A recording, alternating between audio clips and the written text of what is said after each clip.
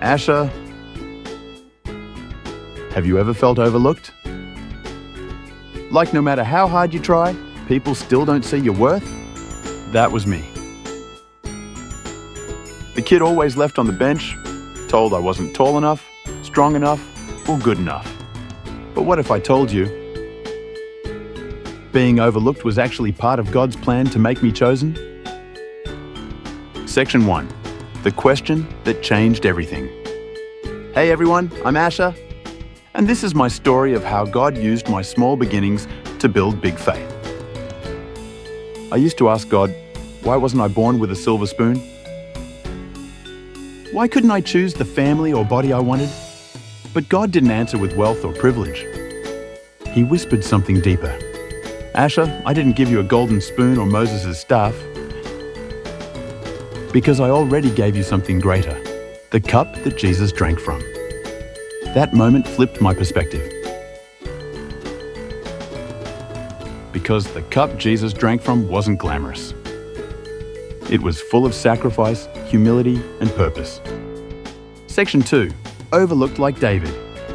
In the Bible, there's a boy named David. He wasn't tall or impressive. Even his own father forgot him when the prophet Samuel came to anoint the next king.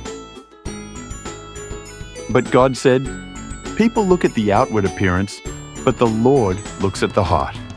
1 Samuel 16:7. That verse hit me hard. Because like David, I was overlooked too. But while others saw a small kid, God saw a bigger purpose. Section 3. The bench and the breakthrough. In middle school, I loved rugby and basketball, but because of my small build, I was left on the bench. That disappointment turned into fuel. One afternoon, I watched England's legendary goalkeeper David Seaman share his story. He said, "Stay low, form a triangle with your hands, and always be ready." The next day, I went down to the street soccer court at Henderson Road. I volunteered to be the goalkeeper. People laughed. But that day, God wrote a different story. I stayed low, stayed focused, and stopped every single goal. Even the local star Johnny, who played for Tampines Rangers, couldn't score against me. That moment changed me. I realized God doesn't need you to be the strongest. He just needs you to show up with faith. Section 4. Small beginnings, big faith. Zechariah 4:10 says, "Do not despise these small beginnings, for the Lord rejoices to see the work begin." My journey didn't end at that street soccer court. I moved from a neighborhood player to joining amateur leagues. And eventually, I founded my own football team called Team FIA, Friends in Action. I started as the smallest, weakest player, but God used that weakness to teach me strategy, discipline, and leadership. Faith taught me to see opportunities that others missed. Just like reading the game before it happens.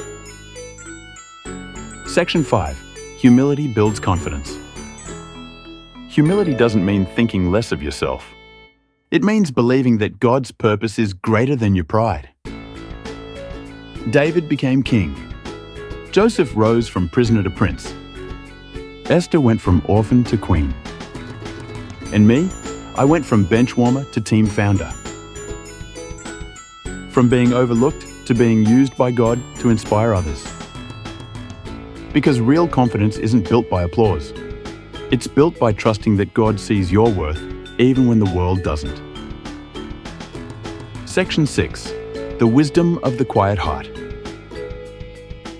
Proverbs 11 reminds us, "Proud people will be shamed, but wisdom stays with the humble." If you want to succeed in your career, relationships, or dreams, be slow to anger, quick to forgive, and gentle with your words. Because how you speak reveals who you are.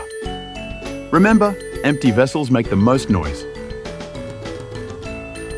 But those filled with grace move quietly, yet powerfully. Section 7. Conclusion and call to action. Maybe you feel unseen right now. Maybe life has benched you. But let me remind you, God hasn't forgotten you. You might not have the golden spoon, but you already hold the cup of purpose. The same God who raised David, Joseph, and Esther is preparing to raise you too. Believe in yourself. Trust God's timing. Stay humble, and He will lift you up. If this story spoke to your heart, hit subscribe. Drop a "God empowers" in the comments. And share this video with someone who needs to know that being overlooked doesn't mean forgotten. Your story is just beginning. Stay humble.